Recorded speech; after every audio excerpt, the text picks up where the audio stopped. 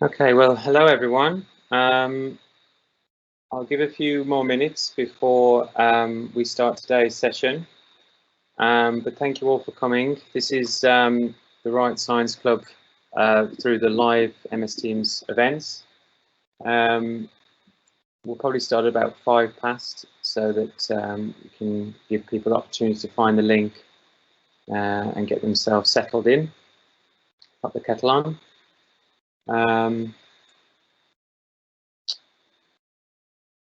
So I'll just do a few announcements. So today we have a talk by Martin Farley at 3 p.m. at GMT time. We have a talk at our sister site in Rotterdam, which is by Peder Isegor, I think his name. But he's going to give a talk on how to identify studies to replicate. And it's a very exciting talk, so do try and tune in, and you can find out more through our sister Twitter feed at RDAM Riots, or you can just look at the RIOT Science Club Twitter feed as well. And we've been promoting. There's also the Open Research Conference that's taking place on the 11th of June. So please do make sure you attend that. It's going to be for the whole day. It's all online and open to everybody. You can click on our Twitter page and find a link to the Eventbrite page for you to register. You don't need to register. This is just so that your email will be recorded and then we can send you updates. But you don't need to, as I say, register. You don't need to register via Eventbrite if you don't want to. The other things are, if you're from King's, we also have the King's Open Research Group survey, which is going to assess people's knowledge and practice of open research practices. So please do complete the survey before our deadline, which is on the 11th of May. So it's approaching 5 past, so I'll just begin the introduction to Martin's talk. So one thing that the RIOT Science Club tries to do is to train people to practice best practice, and part of that is to try and give a more targeted strike on how we test our hypotheses, and this is to avoid waste, because we know that science is it's very noisy and you need to produce a lot of waste often to identify the signal in that noise. But this obviously comes at a cost, both in terms of research time, but also in terms of money. But one thing that isn't really discussed is the cost to the environment, and Martin is going to speak today about his initiative, which is LEAF, but I'll just give you a quick bio of Martin. So Martin has been working on sustainable laboratories in the UK for the past 7 years. He was the first full-time green lab professional in the UK and initiated programs at Edinburgh, King's College London, UCL and more. He was recognised as Sustainability Professional of the Year by a Green Gown Awards for pioneering the field, particularly surrounding the work with cold storage. Today he works at KCL as well as through his consultancy Green Lab Associates, predominantly with UCL. So I will stop waffling on because you're all here to see Martin. So I will I'll just start with the slide and we can take it from there. Okay, so Martin, the floor is yours. Right, thank you for that introduction, Sam. So I will skip past anything for myself, but yeah, I work at UCL where we run the LEAF program, and I'm going to talk to you guys about sustainable labs. So the first thing I wanted to say is just to start out with the positive. And the reason I'm starting with the positive is because often when we go into labs and to speak to people around sustainable matters, and I think this was maybe more true several years ago than today, but some people are slightly fearful that sustainability means, inhibiting or stopping some of the practices that people do. And in science, obviously, a lot of people are doing research for a lot of fantastic things. So I think it's always worth starting with the positive and to say that, outright, the goal of all of this work is to find ways to promote good science that people are doing and just to do it more efficiently and sustainably. And now for some of the more negative sides. So I'm going to make a slightly long-winded argument for why sustainability is relevant in laboratory spaces. And it's going to touch on reproducibility and hopefully make it quite relevant for you all. So the first thing I want to say is that there's growing numbers of people working in research, and this is a well-known fact, but I think we have the most PhD graduates in the sciences ever. While it's extremely competitive to become a PI, obviously we have a workforce that's able to go and do the work that we need. Obviously, there's plenty left to research, and the current times really highlight that feature, and that's definitely the most obvious bullet point on there. But we're not short of things that we need to learn about that we would assist us in our endeavors.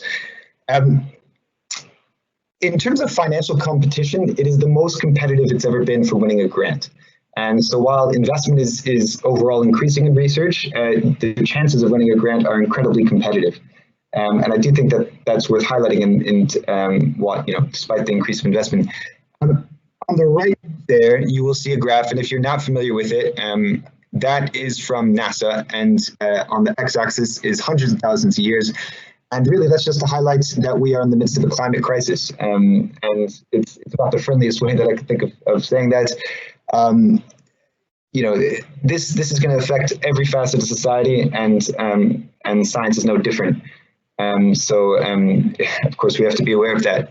The last thing I wanted to mention was concerns over reproducibility and process and methods of science.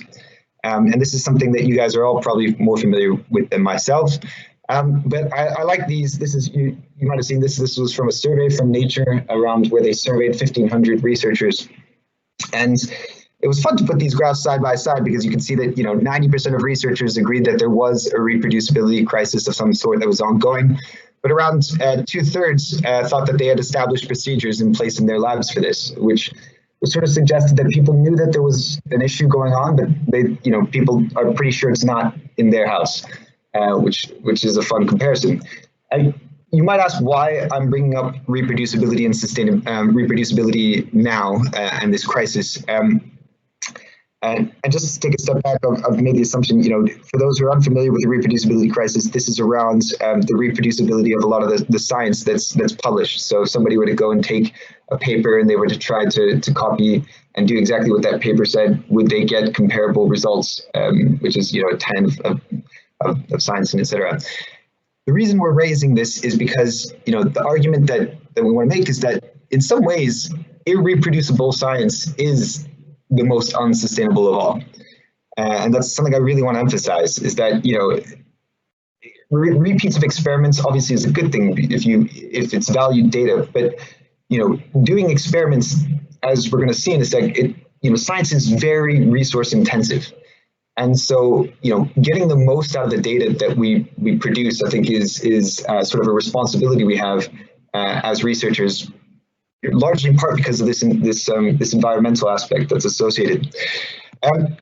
The other reason that we're talking about reproducibility is because, when we were going around doing sustainable lab programs and engaging with people, we found that actually a lot of the solutions that we were recommending were good practice steps around the lab, and we found that some of these actually converged with what people would recommend in terms of reproducibility. So it would be some good practice steps around the lab that people could take. And here's some examples from that same Nature survey. Now, if you're still with me now, what I'm trying to say is that we have plenty of people to research, plenty left to research. We're in the midst of a climate crisis. We have extremely competitive funding that's increasingly become competitive, and we've got concerns over our methods.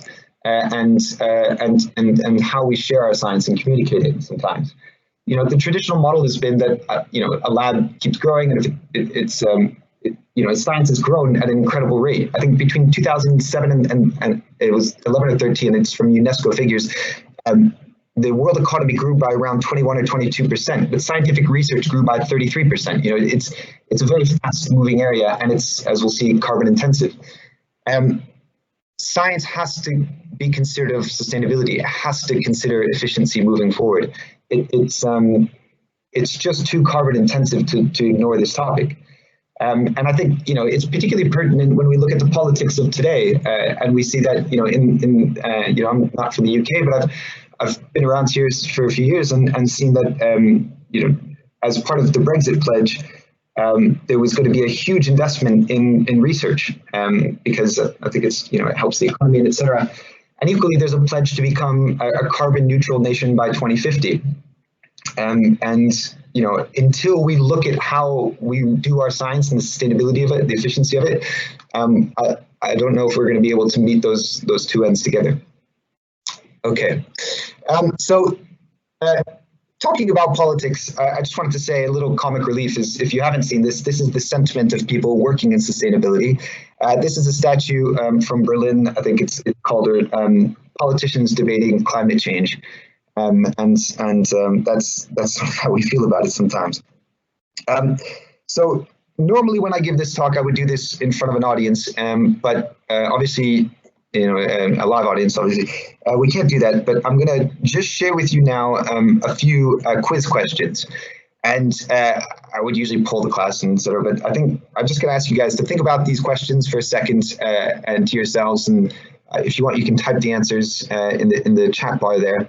And I'll give you the answers. And you know, so the first question is, lab plastics are estimated to contribute what percentage to the total global plastic waste in 2014? A slight caveat, this was from an estimate from the University of Exeter that was published in Nature. And there's been some debates on their methods, but I think it's you know, it's going to be within ballpark. And the other caveat I'll say is that obviously the plastics that are coming out of laboratories are not going to that floating island of plastic in the Pacific that we see about choking seagulls. The majority of the plastics will be incinerated at high temperatures in clinical waste streams. So I'll give you the answer. The answer is C. It's around 1.8%. Now, a typical new ULT freezer will consume as much energy in a year as, and I said ULT, that's oftenly referred to as -80. So around a lot of your labs, you'll see these large freezers running at -80 degrees Celsius. And, you know, for example, at King's and UCL, we both institutions, we have 500 plus of these running around. I'll also admit that an American on average uses more energy than a British person. Give you a second to think about that. And yeah, the answer is an average UK household. Now, you should keep in mind as well as that doesn't take into account the energy that goes into cool the freezer. So if you've ever been in a freezer room, it's counterintuitively very hot, and that's because the freezers will push out a lot of hot air from the cooling process, and that hot air makes them either usually run more energy intensively with more energy intensity, and yeah, great. What piece of standard lab equipment that I've listed in front of you consumes the most energy? There's fume cupboards, and fume cupboards, they extract the air. Centrifuges spin things down, and if you want, you can call them chilled centrifuges because they use a fair bit more energy. Ovens, and then biological safety cabinets, which are similar to fume cupboards, but and they are more protective of the samples typically. And I'll give you the answer. The answer is fume cupboards. They are quite a boring piece of equipment in some ways, but they just extract air. But all of that air that they extract often represents heating and cooling that the buildings have invested, so that you have a nice temperature in your lab. Depending on if it's winter or summer. And of course, there's a fan operating 24/7, which is extracting that air. And so there's the estimates for fume cupboards say that each fume cupboard will consume around 2 to 3 houses worth of energy to keep it in a housing scale. What percentage of healthcare waste is hazardous according to the World Health Organization?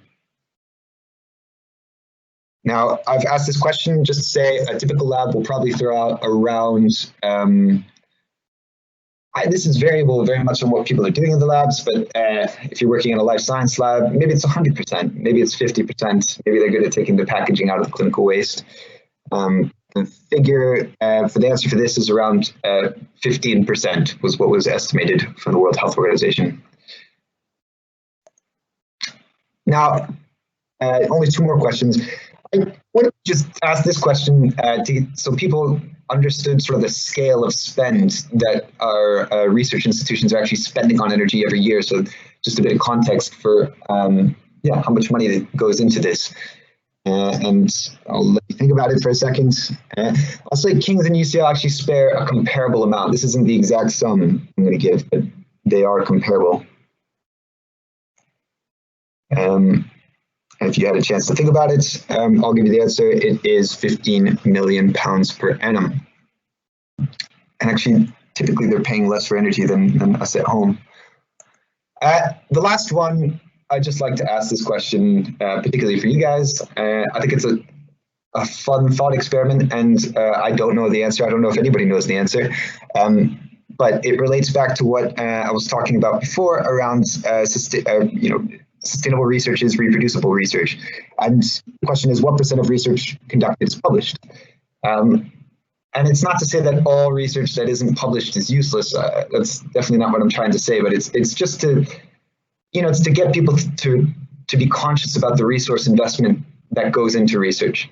I think a nice comparable is that we know typically how much we're spending on energy at home. Most of us will pay the bills at home, but we have little idea of the energy costs and the implications of the research that we do. And quite often, the impacts in the lab are far greater and exceed what our impacts environmentally are at home. Great. So I'm going to talk to you guys about labs now very quickly. So I just want to say that labs use around 3 to 5 times more energy than a typical academic space. So where we would have been having this this session. Some labs can use a lot more energy. They can use 10 or 100 times more energy, but usually it's around 5 times more energy than a typical academic space.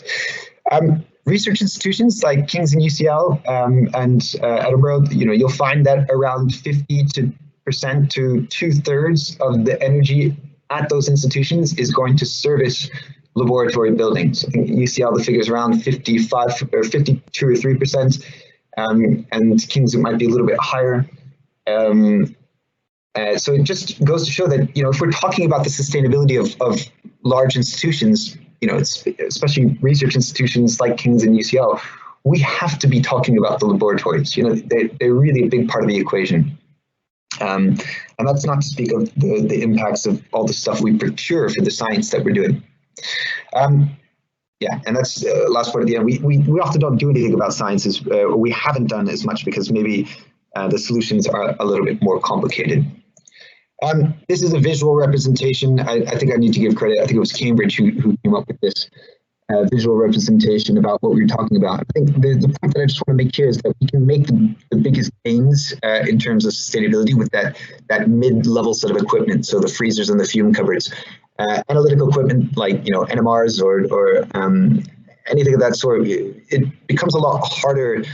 Those pieces of equipment are very specifically designed for their use. So and the data they produce is often very valuable. So and there's not as much scope for varying how we use those in a sustainable fashion. So I just wanted to give a quick overview here of just what Sustainable Labs is and break it up into 3 broad categories for you. There's the built environments, which is obviously the buildings, and there's a huge amount of the carbon associated with everything we do is actually just in the buildings. I think a third of the world's carbon comes from sand, which is used for cement, which is an incredible stat. If you're interested in building standards around or refurbishment standards around labs, get in touch, but I'm not going to go into that today. There's equipment and consumables. That's really what we buy and how and we don't necessarily, all we can do is choose what we buy, but we can't necessarily control the manufacturing processes. then finally, of course, there's probably the one that we're most interested in, which is the interaction of scientists and students and technicians and professors with their lab environment. So that's how we use the chemicals. And really, I think that's what we think about often when we think about lab sustainability. And that's what we are working on, particularly with our LEAF program. So I wanted to show you guys this, which is just essentially just a set of screenshots I've taken just to show you that actually there's a lot going on in sustainable labs. I'm not the only person doing this. I think every major research institution and large institution now in the West in particular will have a sustainable labs program of some sort that's running. Cambridge there, you can see Harvard, MIT. There was an article in The Guardian a few weeks ago around cutting lab plastics. There's been some more consultancies. In the US, they've created the International Institute of Sustainable Laboratories. And I think probably the most interesting example on there, the one I want to highlight, doesn't have a logo. It's that link at the very bottom of the page, which is around the University of California. Because what they've done is introduce, anytime you see UC, it's going to be University of California. So UC Berkeley or UC Davis or UC Irvine. These are all, I think there's 8 institutions that fall under that umbrella. And they've introduced a multi-institutional sustainable lab policy. This is the first that I've seen where it's multiple institutions. And it's a bit open-ended in the sense that I think they allow people to develop their own action plans. But in part, that's because there are no standards yet around sustainable science. I just wanted to give you a flavor that lets you know that there's a lot out there, and there's an increasing amount of information in organizations trying to address this, and of course, some better than others. Now, before we get on to the rest, I thought it was, I just wanted to leave you with some actionable tips if you actually work in a lab. We're not going to go through this in detail, but, if you work in a lab, those fume cupboards, close the sashes whenever you can, turn off equipment, including your safety cabinets, especially your safety cabinets when you're done using them. They use a lot of energy. Don't throw all your waste into clinical waste if you don't need to. And obviously reductions are much better than recycling. So if you can reduce your usage, or you can reuse, or anything, any of the other R's of recycling, so the R's, the 3 R's or 5 R's, I would go with those. If you're storing samples, get rid of your old samples. I can't emphasize that enough. Unless, if they have use, keep them, but really challenge yourself on what needs to be managed, because remember, each one of those freezers uses as much energy as a house. And of course, share your resources and chemicals wherever you can, create systems that allow you to share best. I think I'm going to leave it at that, but if you want to know more about, what we'd actually recommend for labs to do, if you're really interested in that side of it, please do get in touch. Or if you're at an institution running LEAF, as we'll show you, then I think that's a good way to find out about all of this. Okay. So what do we do with all of this? So we know that labs are using a lot of energy, and they're pretty interesting environments. In some ways, the incentives for sustainability have been removed because, as we mentioned, people don't know the amount of energy that they're using in a lab, and they won't see how much it costs. A professor will know how much they're spending on their grant, but a top overhead will get taken towards contributions to the university, but you don't really get to see in most institutions what that actual spend is. And so, in some ways, we've removed the incentive for driving this efficiency. Around the UK, a lot of universities now were running Sustainable Lab Awards, and they were using a system that I worked on. Was called Green Impact, and it's a great system, and a lot of great people have worked on it. And essentially, it's a set of criteria which you gave to people in labs, and they would fill out these criteria, and they were around sustainable lab practices. And then we would give people awards, and you see in this picture people receiving awards for the good work they've done. And these are actually specifically from the Sustainability Awards at UCL, and some smiley faces, and we gave them, some of them, little awards like a little plant and etc., which was nice. which is good. But when we were using the old system, we felt that there was an opportunity to improve what was going on. It wasn't quite the best system for labs, and the fact that participation was decreasing over time, overall, I think more institutions were stopping use it, said that it was a good idea, but it wasn't quite all the way there. So, one thing that we did at UCL is that we took a step back and we said, okay, if we were to redo this, how could we do it better? And you can see all the things on the left there, some of the challenges of the old program, and then those on the right are things that we decided we could do to improve it. And one of the things I want to highlight is to include criteria around research quality. And obviously the argument that we're making is that if we can include some criteria around research quality, if we can do anything at all to decrease unnecessary repeats of experiments or increase the use of data, then that is a sustainability bonus as well. And equally, that makes the actions that we're doing more relatable to the researchers. Because we think that while it's fantastic that some people care about sustainability, that's not across the board yet. But typically those in labs do really care about their research quality.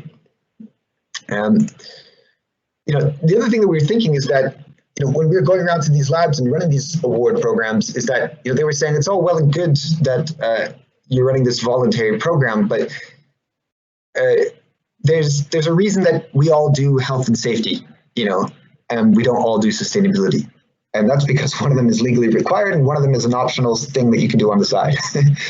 And I think Athena Swan is a good example about how we can change, we can move the targets a bit and the goalposts for people in a good way. And Athena Swan, is something that promotes gender equality and diversity in the sciences, and it's done a really good job of that.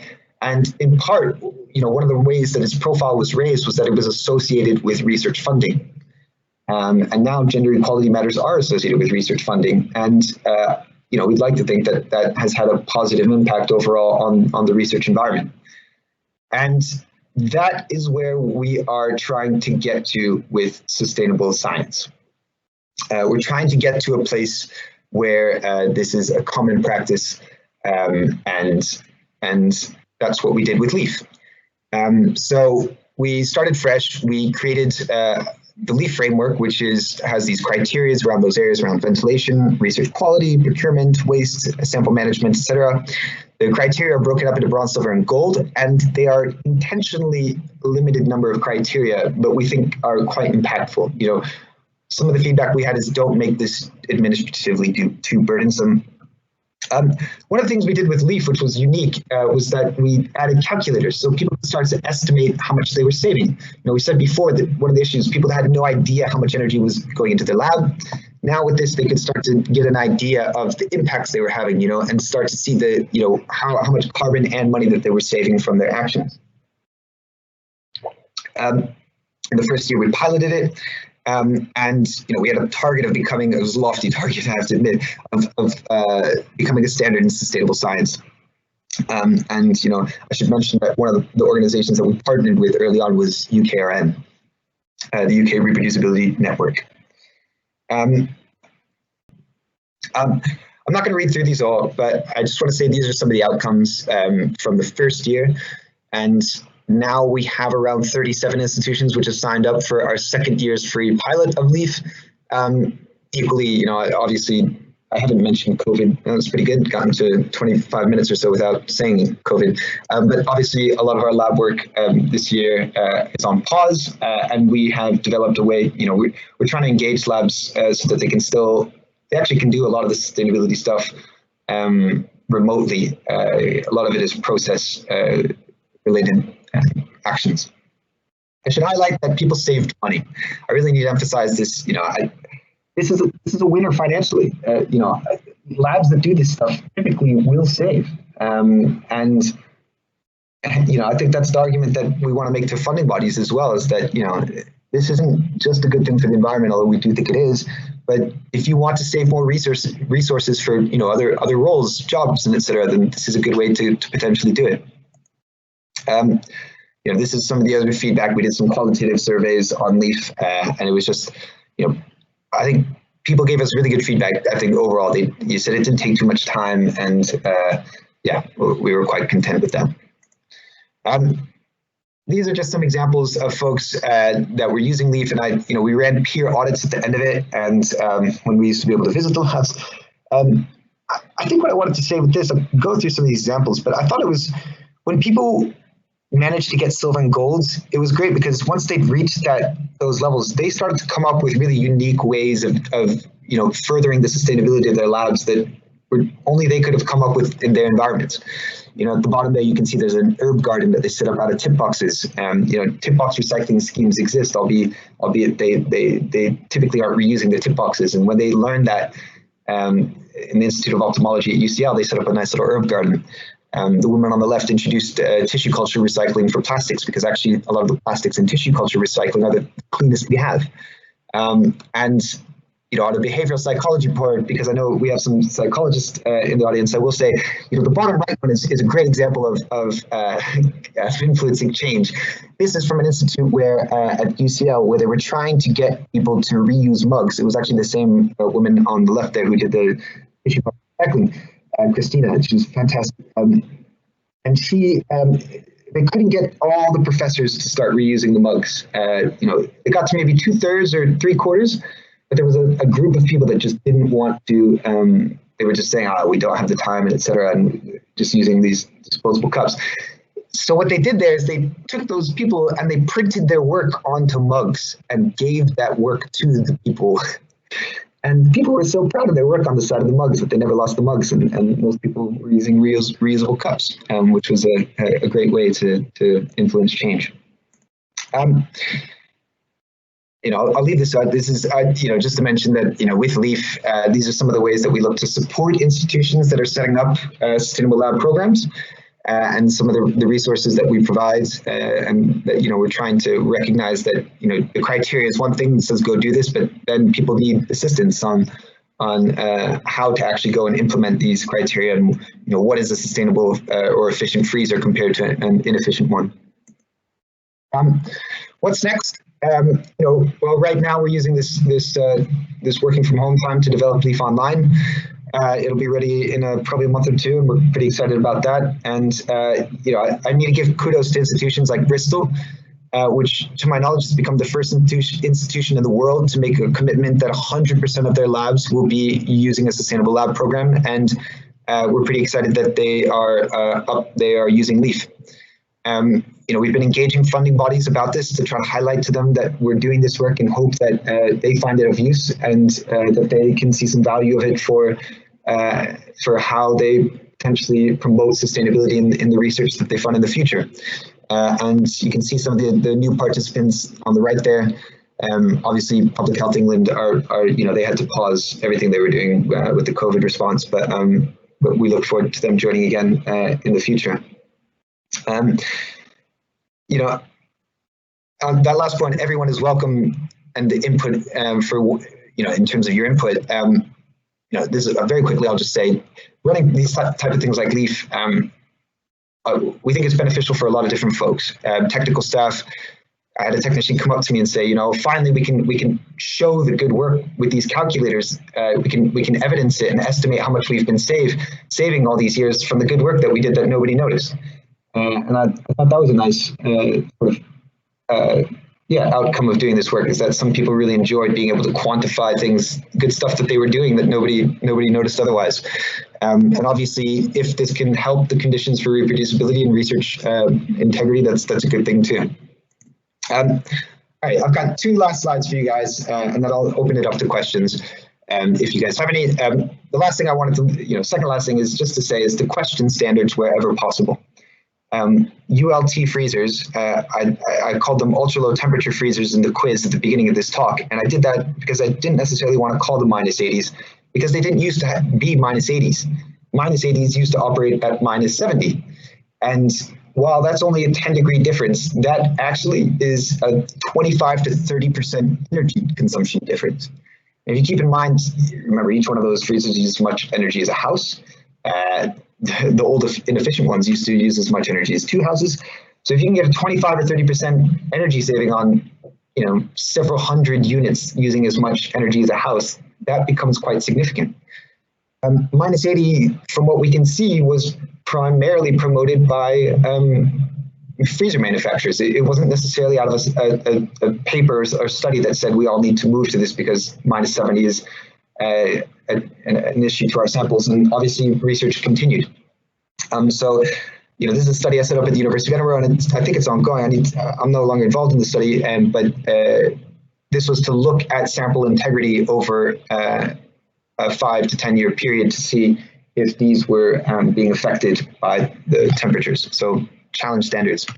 And the last challenge I want to leave you guys with is to really, you know, I've shared with you what we're doing with LEAF and how we're hoping to improve research integrity. You know, I'm not an expert in this topic. You know, it's a more sustainable labs guy, but I would challenge you guys to, you know, is this the right way that we're doing it? And are we using the right process? I don't think that LEAF is the complete solution to addressing, obviously, all the issues that the RIOT Club and UK RIOT are looking at. But I do think it's a step in the right direction, and we would encourage anybody that wants to input on LEAF or get involved in it to reach out to me and get involved. I have a lot of thank yous up there. That's it for me for now. If you have any questions, my emails are up there, and you can find me on Twitter. And I just wanted to say, while I still have the microphone, thank you to the RIOT Club and Sam, Catherine, and Marion for setting this up, and everybody else that is involved. And thank you guys all for attending today. Okay, well, thank you, Marty, for a wonderful talk. I'm just going to put you on the big screen if that's okay, or would you just prefer to leave your slide up? Either or, I can. Okay, we'll have a look at your lovely face. So, okay. Yes, wonderful. Well, thank you so much for the talk. We have a few questions. So, what I would just like to say regarding your last point about are you doing the right thing? I think, or the way that you're doing it. If there's any comment to be made on that, I think you've got it exactly right. What has been effective in promoting reproducibility is to acknowledge that it needs to be bottom up and top down, right? So you need to have the incentives there to incentivize the appropriate behavior, as well as the skills training as well. So it's a sort of a merge between the two, and I think that you sort of capture that just quite right, and particularly with all the guidance you have as well to show people exactly what they need to do. Because I think one thing that we kind of have plenty of supply of it is sort of the moral and ethical reasons why we should practice sustainable and reproducible research. But unfortunately, there's barriers there that prevent us from doing it. And one of those is the incentives, and the other is the skills. So I think keep doing what you're doing and keep powering through, because you're doing a fantastic job. We do have a few questions. So Marion had a question because she's an expert in neuroimaging. And she wanted if you could pass a comment on what changes or what would you recommend for fields, the big fields like neuroimaging, because they obviously have a lot of servers, machines, rooms, requirements, and so on. So I wondered whether there's anything in the LEAF sort of framework that accommodates that. That's a really good question. It was actually my old boss at King's who highlighted that we needed more on dry lab environments, and the fact that a lot of research today is going towards IT, and it wasn't something that I was versed in. But in some ways, we could do this same talk, but for IT, because what we did is that we challenged some other people that were more familiar in this topic to say, what can we do in LEAF for more typical dry labs or IT labs that are doing a lot of data processing, and how can we improve their sustainability? And we got some fun recommendations, some very specific ones around the storage of data and how you do that. But we do have 3 criteria in LEAF that are around that are trying to include dry labs in these environments. And so, one is, I think it's thinking about one is a really simple one, like just backing up your data. But another one is around how data is processed. And I have to admit, I had some help writing that, so I won't try to read it off now. Okay, wonderful. That's great. The other question is one of the issues that particularly early career researchers have is trying to promote sort of sustainable and reproducible research, and they often come a lot of barriers. And I think it's always nice to see how people can deal with barriers as they see them. So, I guess my question is for somebody who wants to promote LEAF in their institute where LEAF has not got a foothold, I wondered what would you advise this person if they come into any resistance or any issues in trying to spread awareness and so on? What resources would you point to, or practical tips and so on? Yeah, it's a good question. I think if anybody's interested in getting involved, to drop me a line, and they can, and if they want to try running it, please do let me know.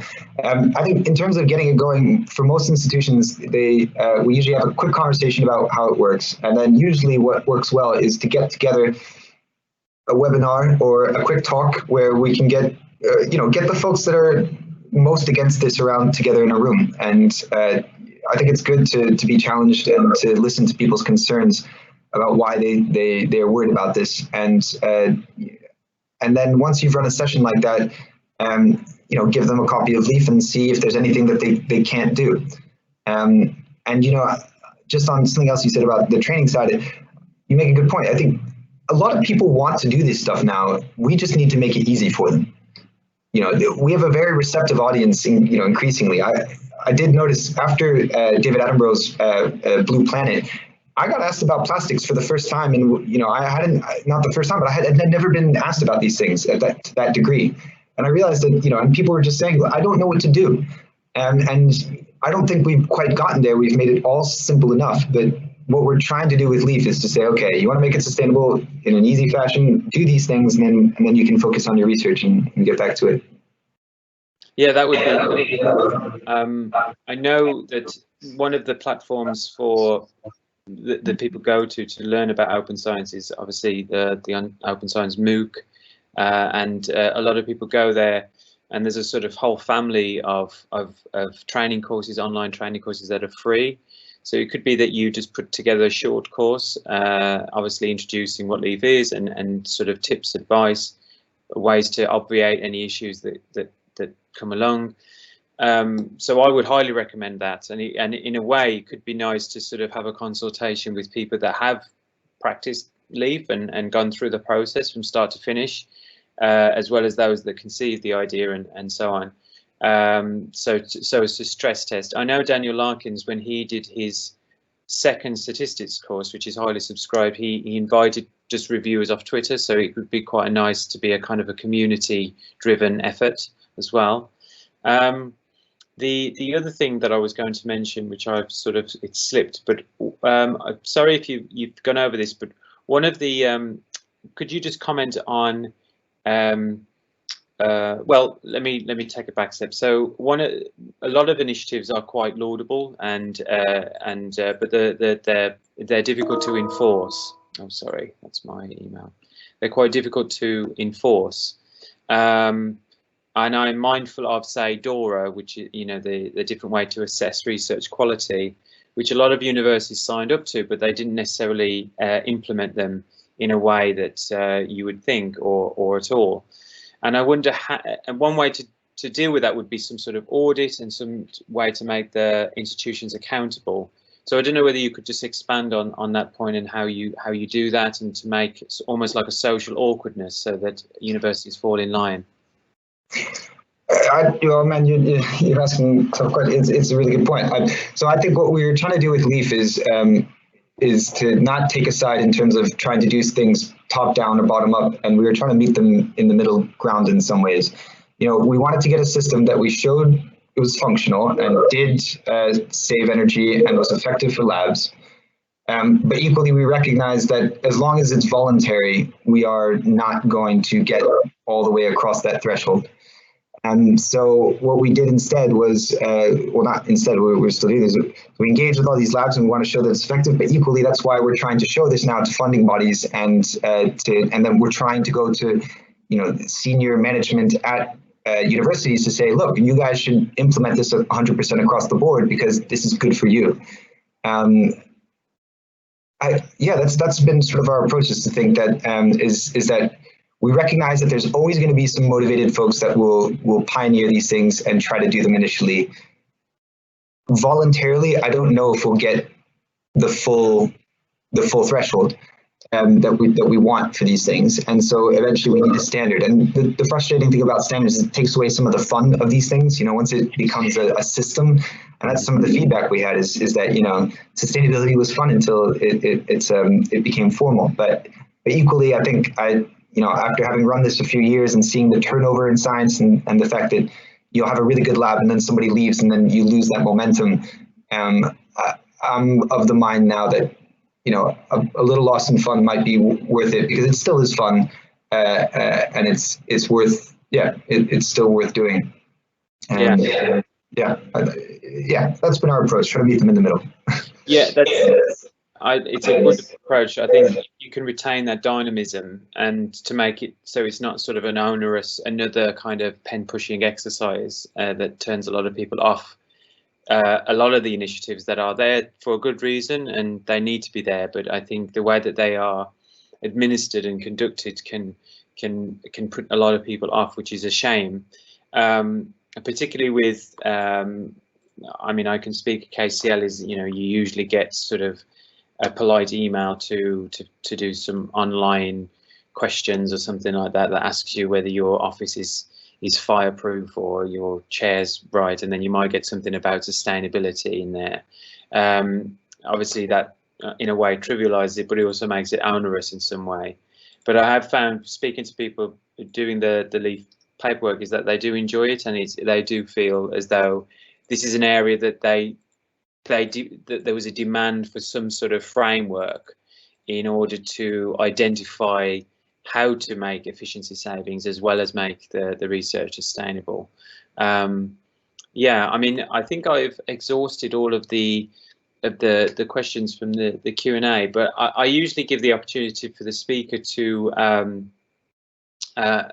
sort of answer questions that they are usually asked. And I know this seems like a cop-out, but it might be that we haven't covered anything. So I wondered whether, in your experience, are there the sort of the questions that normally come up that you haven't covered in your talk that you want to sort of have now, you know, as a recorded answer? I think people usually ask about how to get involved, and which is good, and they want to see what LEAF does, and, you know, some people really want to see the specifics. I'd encourage people to get in touch so we could show them and everything. You know, I won't go into the specifics now. I think some people ask you know, tough questions about, is this the right approach? And I ask myself that quite often. You know, we have this goal of making these scientific processes more sustainable. I don't know the full answer, and I kind of like to leave those questions at the end with the crowd, is to say, you know, are we not doing this the right way? You know, can we come up with better criteria around these topics? And if anybody disagrees with some of these things, I genuinely welcome the criticism of where we're going in constructive fashions. I guess I would just encourage people to get in touch and to, you know, even if it's a few simple things that they can implement, it'll have an impact, and it's worth it. And yeah, I think that's a good way to leave it, maybe. Yeah, I agree. Shall we leave it at that then? So the AV team, if you want to just dive in. So I just click end, is that right? Is anybody there? Yeah, that's correct. Yeah, okay, so I'll just end. So thank you very much, Martin. Lovely talk, and really, really nice questions, and all the best with the initiative. Thank you guys for putting everything on. Much appreciated. Bye-bye. Bye.